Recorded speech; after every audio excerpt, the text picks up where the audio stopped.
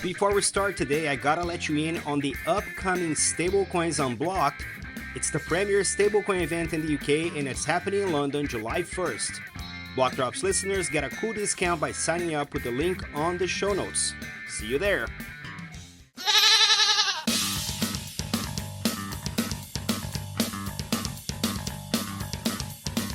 In the 247th BlockTalks, we speak with Catherine Gu, Head of Product for Digital Assets at the Solana Foundation, to understand what it takes for enterprises to adopt public chains.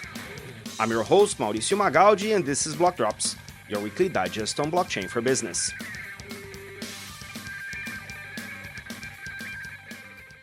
These news are not a form of endorsement, sponsorship, or encouragement for consumption, and are meant for educational purposes only. All right, everybody. I am here with Catherine Gu, who's going to tell us who she is and what she does with blockchain. Catherine, welcome to Block Talks. Thank you so much for having me. I'm excited to be here. So who am I? Well, I guess summarize it very succinctly. I'm a builder in blockchain. I'm currently the head of product at Solana Foundation. I just joined at the start of this year. Really, really enjoy every pieces of it. But prior to this, I was at Visa Crypto team for close to 6 years as one of the first members of the Visa Crypto team. Initially wearing the hat of the global head of CBDC and then moving on to driving a lot of the tokenization work with financial institutions and banks. And I guess tracing all the way back, I started my career in finance, as most people in this field were. And I started my career in a hedge fund. And that was good because now looking back, it gives me a lot of perspectives of trying to bring TradFi people onto Solana. You and I met, you were at Visa. We actually hosted a podcast together for a while, Blockchain Insider, the late and great. Yes. But I don't know how you found crypto. Like we've never had this conversation where I was walking on the street and someone threw the Bitcoin white paper in my face. Was that how it happened? How did it happen? Was it just you getting in a Visa for a specific role? How did crypto found you, or how did you find crypto? Definitely my first touch point with crypto is not through Visa. So obviously, while I was working finance, already like all the media were covering around Bitcoin specifically, and that's more in a negative fashion, be like, this is a scam and stuff like that. But let's not forget, like Bitcoin was created back in 2009, was during the financial crisis. A lot of people lost faith in the system that was meant about trust, right? And I think that was just a general movement overall, like in terms of thinking about who should you or can you trust and how. And I did read the Bitcoin white paper quite early on. It was one of the best papers I've read because at the time I was definitely not technical. I went to Stanford to study computer science, but prior to that, I was just reading that paper and I was like, it's just so beautifully written because it's very succinct and very clear in terms of like what it's meant to do. And the protocol is very simple, but it does exactly that. I actually got into crypto like during the summer. I went to Stanford because I did an internship just purely randomly in London with a company called Settle. And at the time, they asked me just to spend like a week or two doing protocol research into this very niche protocol called Mimblewimble. I don't know if they still exist, but basically it's about privacy and having a privacy preserving sort of like token or something being created. So I got into this whole rabbit hole of like understanding what's the elliptic curve, how do you achieve privacy, homomorphic encryption, all of that. And I was like, oh, wow, crypto is not like the way that the media is portraying, which is this is just scamming and like gambling.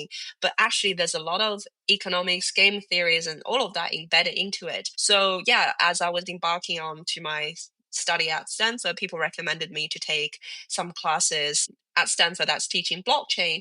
And that's when I would say my proper sort of introduction into blockchain really began. I spent my 2 years at Stanford pretty much around like blockchain and blockchain related stuff in and out. So I was taking Dan Bonnet's CS251 course on blockchain, and then I became his teaching assistant and also spent a quarter being his research assistant, looking to MakerDAO, looking into the stablecoin mechanism, understanding the decentralized governance, trying to do data analysis over that. And then in between the study time, I spent time at Anchorage for my summer internship, and then I did part-time working at Gauntlet for 6 months during COVID time while I finishing my degree at Stanford. All of those things really kind of shaped my understanding around crypto, DeFi, like token economics and all of that. And I definitely know that my passion, why I like this field, comes from like I'm an economist by training.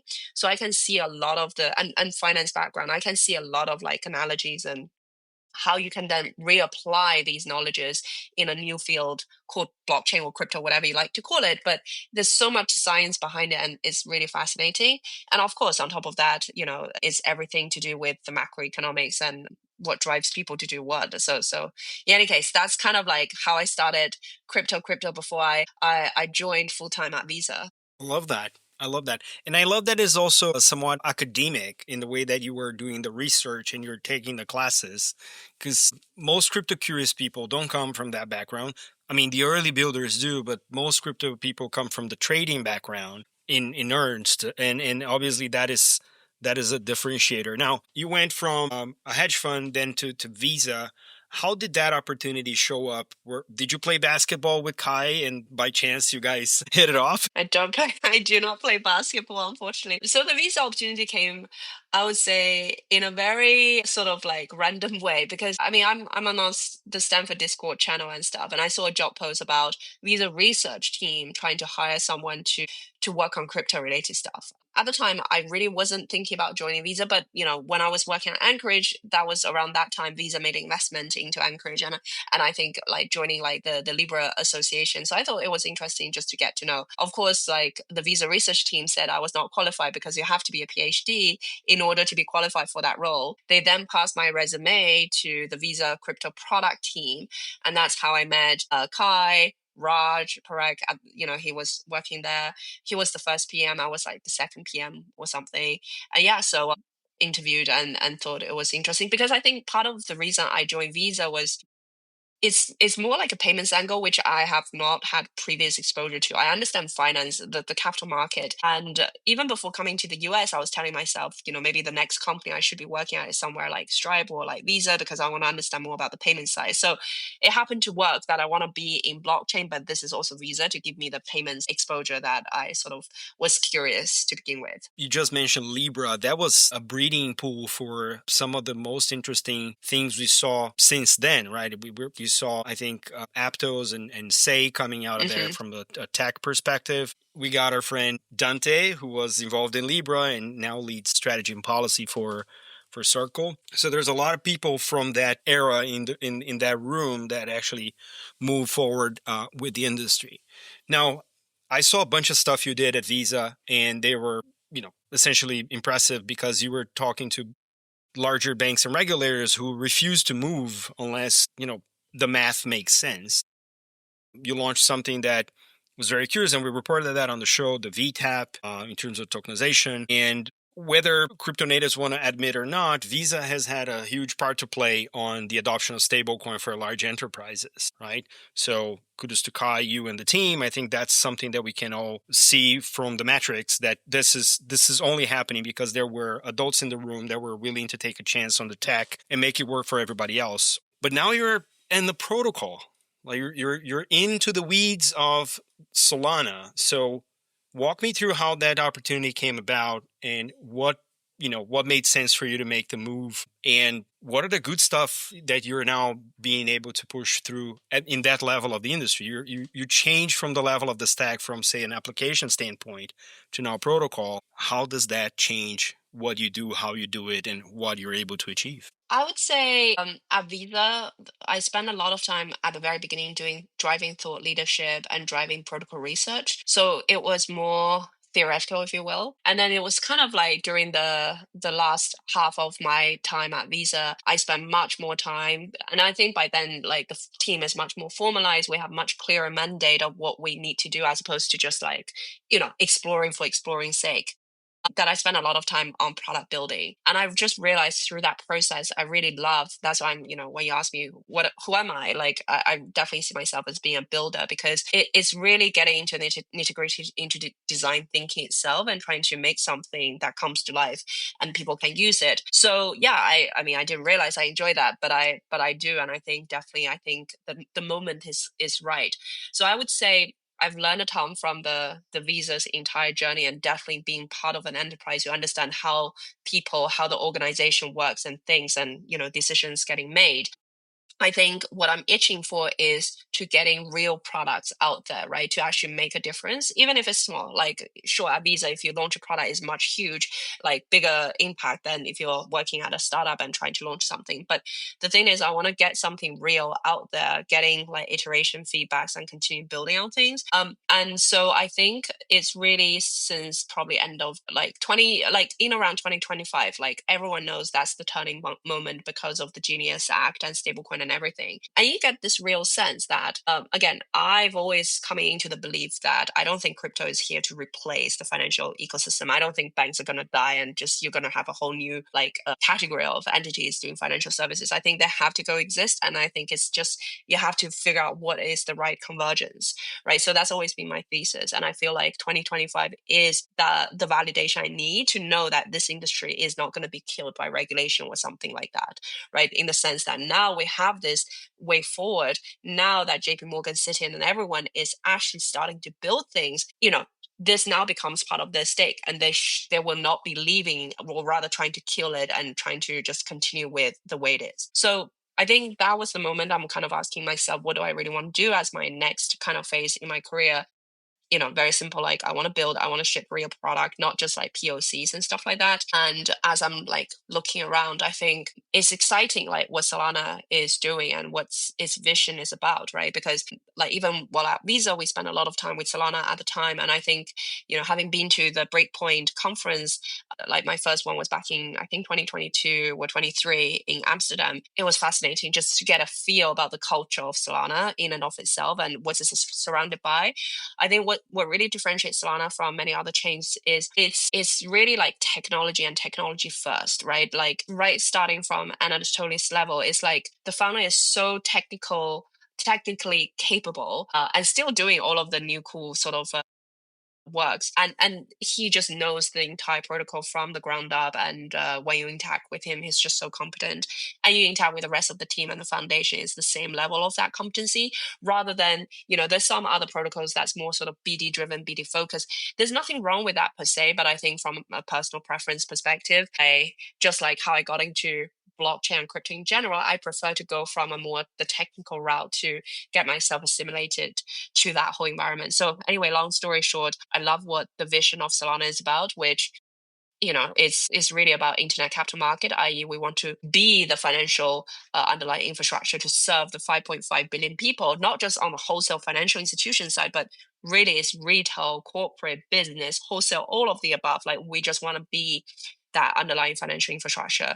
And it definitely resonates with me very deeply, just because coming from the TradFi background, I understand what that means. And I think that's very well suited to that next generation, what people are looking for. So anyway, as I was looking for opportunities, this opportunity came to me through the Solana Foundation. I was very happy, and we went through interview, and here I am. One of the things that I really wanted to double click with you on this is I haven't had a lot of Solana folks on the show, a few, but you're the fresh acquisition for them. How do you see the balance between that of building for institutions and keeping the freshness of the grassroots community? Because Solana has a lot of like the early degen trading, people and focusing on, even NFTs in that era and so on and so forth. And now, as you describe this, and I saw some of your releases, like the development platform and things like that feel more institutional, that feel more professional.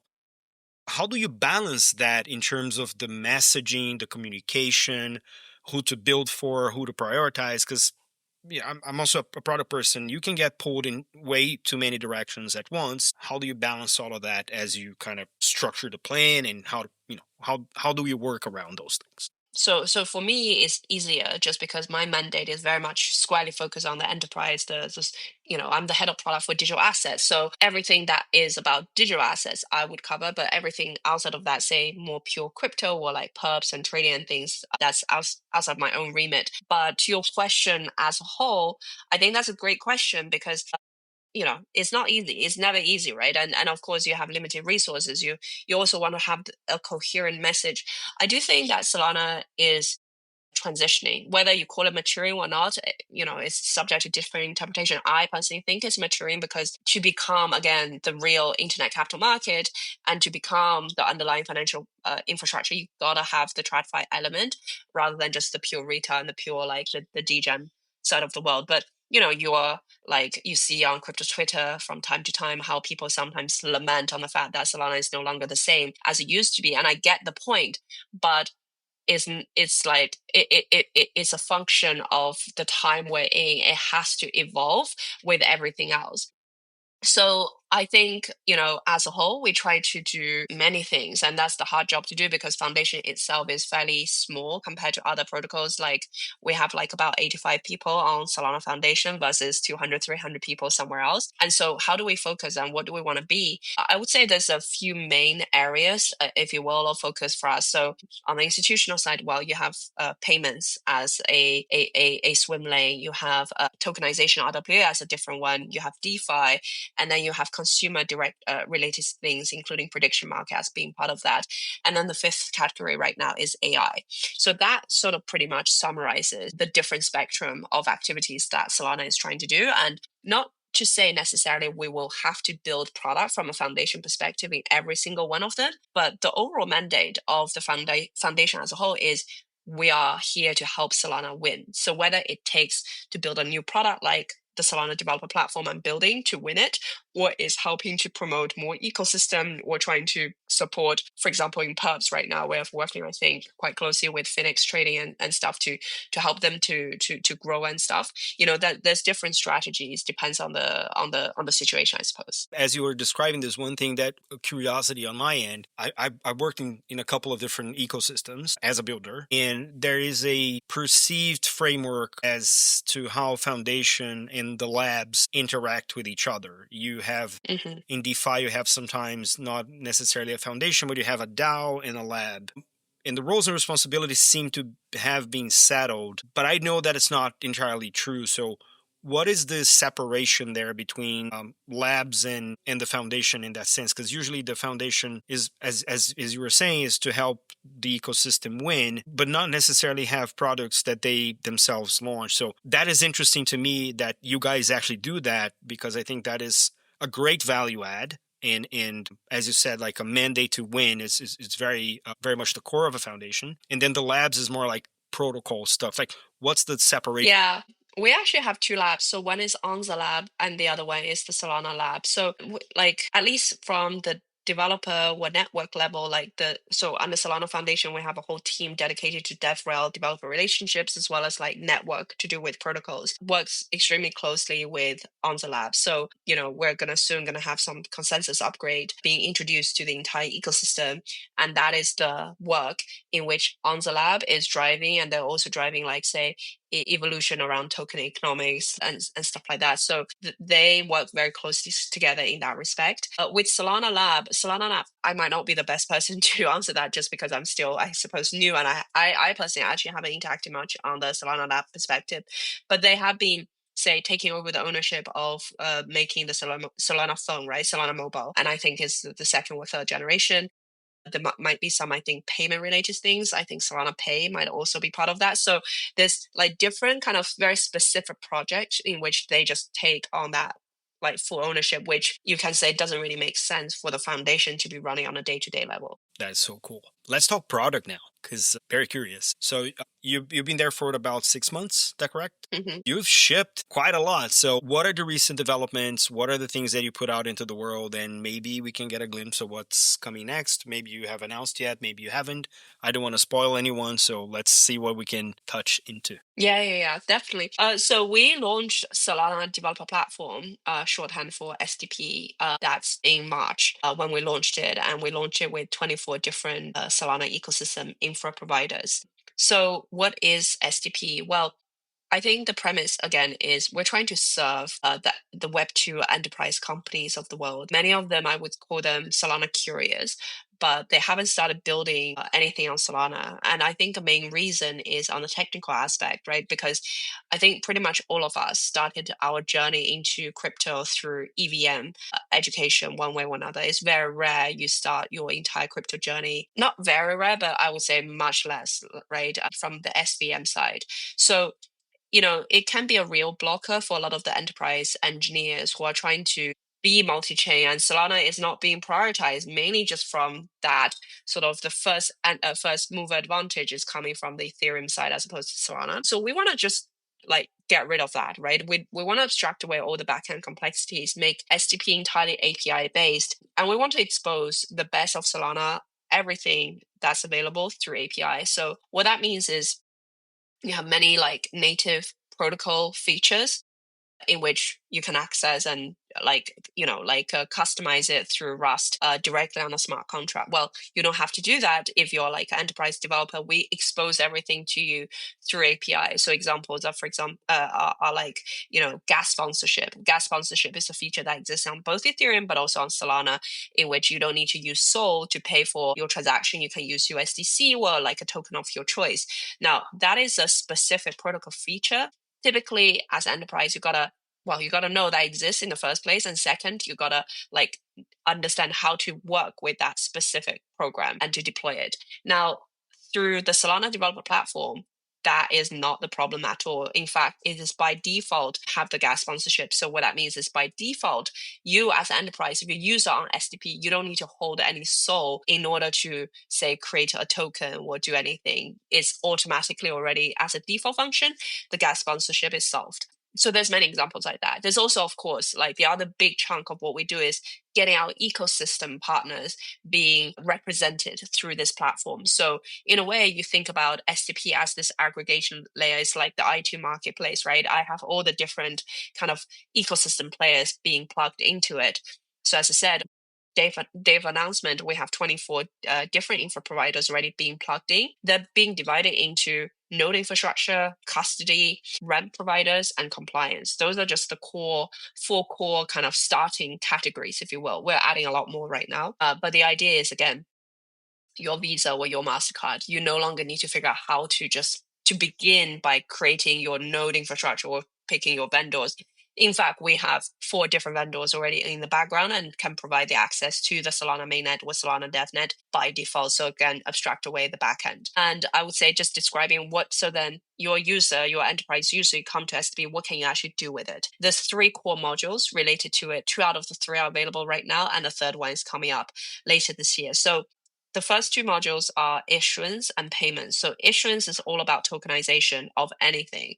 Again, you're a bank, you come to use STP instead of directly using Solana, and you're like, I want to issue my stablecoin or I want to issue my tokenized deposit. So now we have a whole user interface for you to just follow the flows to create your stablecoin, and you can add many permissioning, freezing, pausing functionality like memo fields, etc. There's all these different functionalities embedded, and again, everything is in API form. And then in the payments module is, okay, I want to do on-ramping or off-ramping, or say I want to do stablecoin to stablecoin transfer, but say maybe it's from other chains, right? Like let's just say USDT on Tron, and I want to convert it into USDC or USDG on Solana, and I want to make that payment. So we figure out the backend complexity. We'll work with the ramp providers who can provide the on-ramping and off-ramping availability. So then you're going to have different currency pairs to transact in between.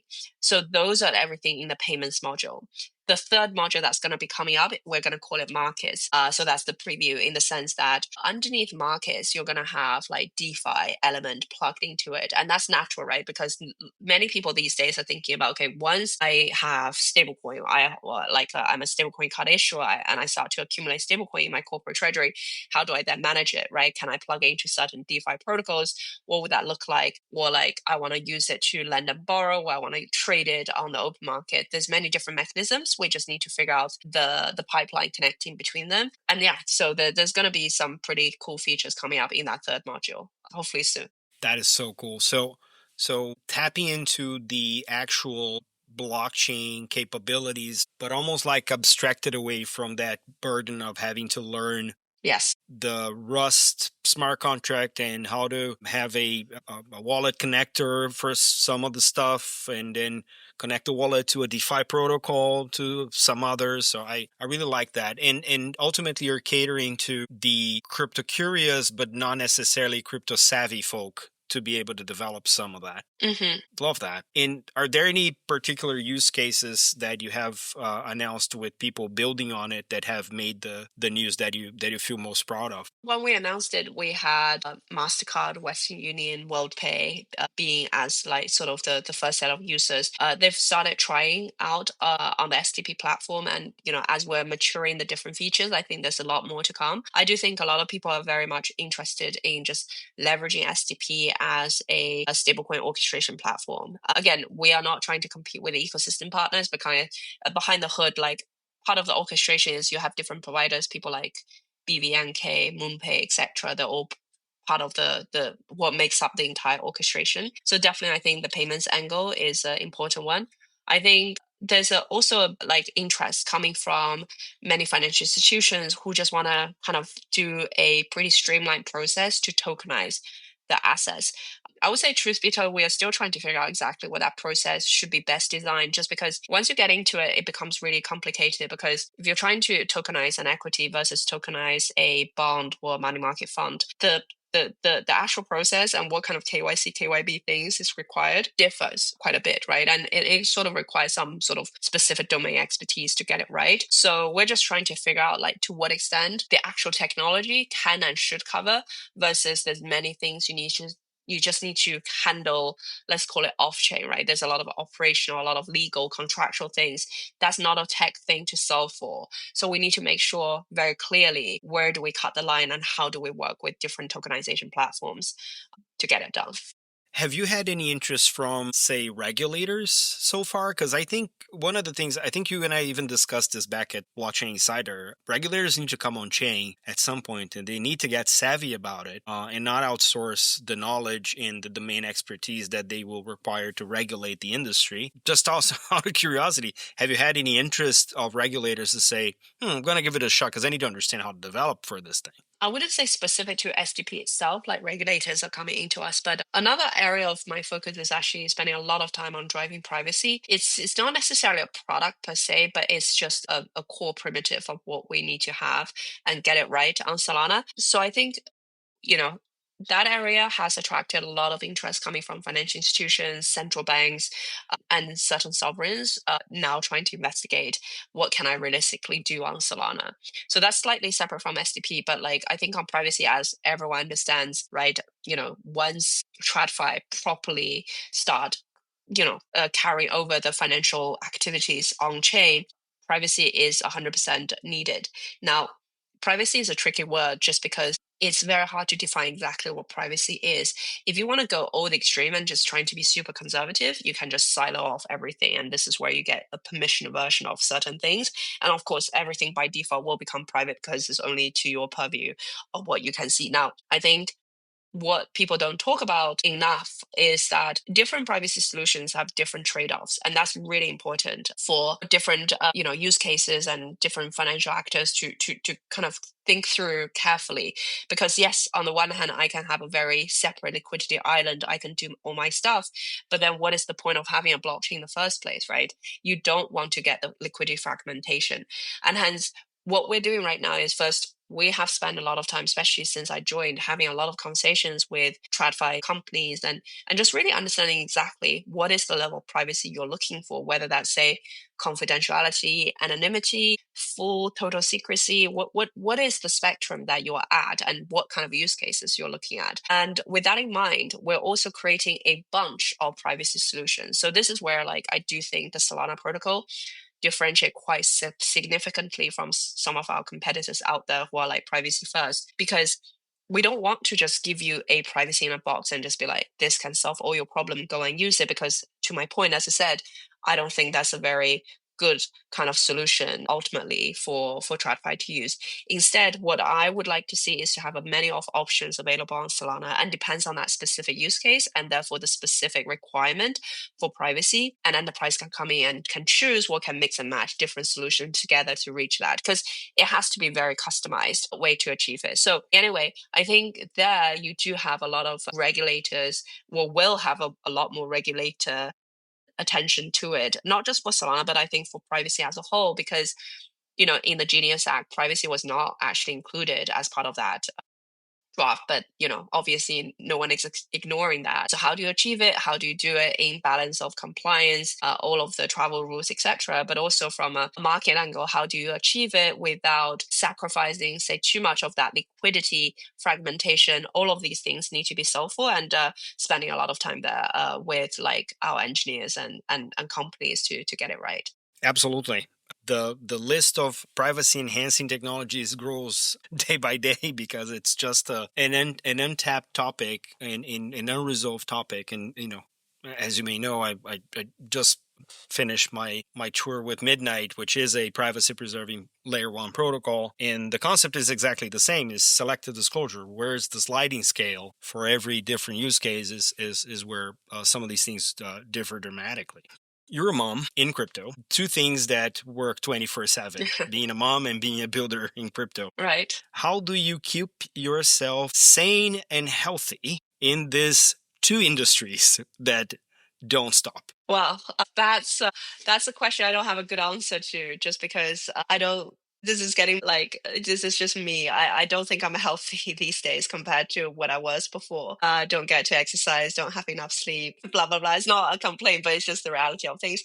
But enjoying it, and I mean, it's all about prioritization. And I think being a mom now helps me to focus on what do you want to work on the most, and how do you allocate your time accordingly. Again, I don't think I'm there yet, being perfectly good at allocating. I still waste my time on Twitter and stuff like that. I should probably stop it. But yeah, anyway, we're trying to do our best. And I think also, especially at work, I think coming to Solana, one thing that really stands out is we use AI very heavily, right? Like I have Claude on my terminal, I have like just Claude on Workspace and stuff. And it really helps, I would say, because a lot of the things back in the days that needs another research analyst to help you to do this or that, it can just be done within like 10 minutes or something. With obviously the quality is not the same, but at least you're starting with something, not just from scratch. So I do think, thankfully, due to a lot of the technologies and stuff like that, it helps to make the work part more productive. And I should say we do have a nanny as well, so that's also another thing. Yeah, I mean, all the help we can get, but as a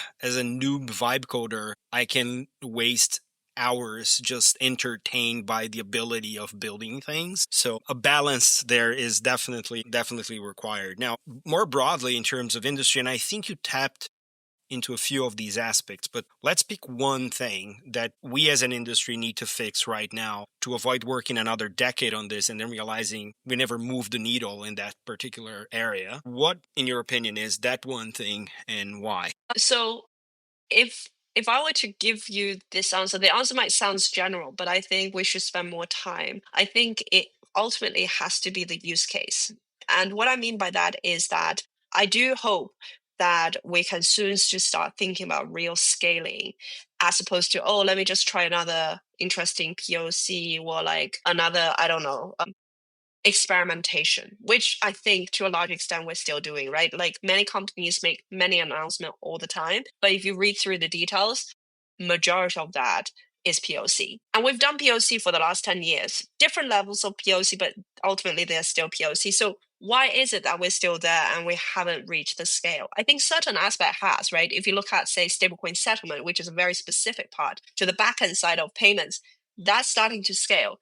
So and again, why can this thing scale as opposed to, say, privacy that hasn't scaled? I think is because you still don't know where is the demand necessarily is. And this is why going back to use case is really important, because for anything, even just say using privacy as a good example, you do privacy to what end? What is this actually trying to achieve? Is it just trying to achieve that you can do it technically, or do you actually have a real demand on the other side that's waiting for you to solve for it? And privacy is the last thing that's holding you back. I think majority of the cases as we see today is still the first, not the latter.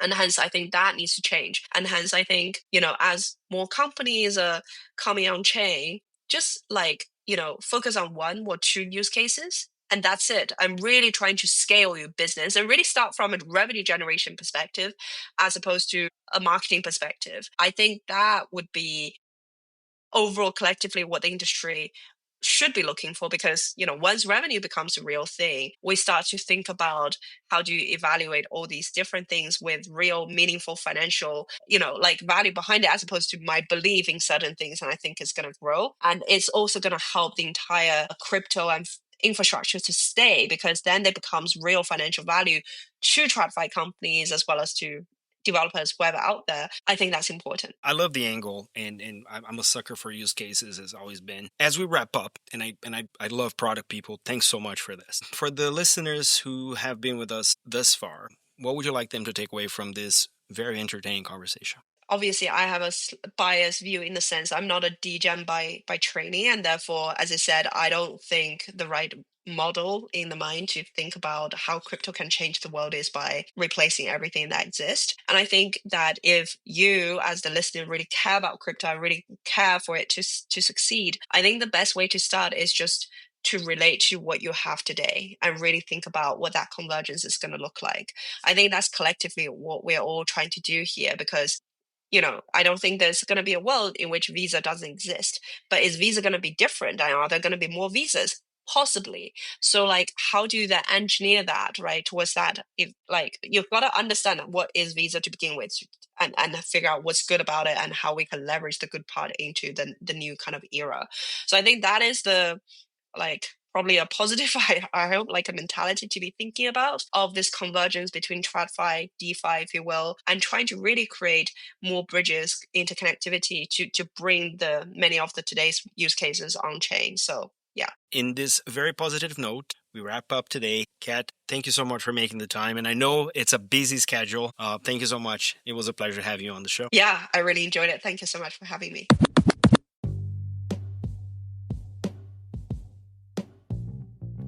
Catch us online. We're on Instagram at BlockTalks Podcast, on Twitter at BlockTalksPod or 0x Mauricio. We're on Lens at blockdrops.lens. We have a newsletter on LinkedIn. Write to us at blockdropspodcast@gmail.com, and you can listen to the BlockDrops podcast at Spotify, iColab, Faberbun Tech, and all of the other major streaming platforms. Yay! Shout out to Catherine Gu. It's such a privilege to have you on the show. Don't forget to leave the ratings on your favorite player and check out the merch store at blockdropspodcast.xyz. This is all for today. Stay rare, stay weird. LFJ.